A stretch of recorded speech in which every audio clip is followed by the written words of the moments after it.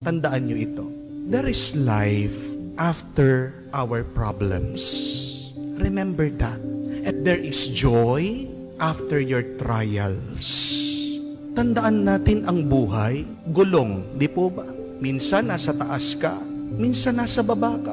Pag nandun ka sa taas, pag nag-i-enjoy ka, magpasalamat ka. Pero pag bumaba naman ang iyong buhay, nahihirapan ka, be humble and be trusting to God. Ang buhay din ay parang alon sa dagat. Tandaan mo yan. And we have to expect that life sometimes is good and sometimes it is bad. But everything in life is a grace from God.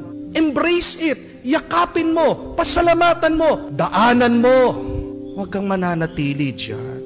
Pero kung gusto mong maging masaya, palagi mong tandaan.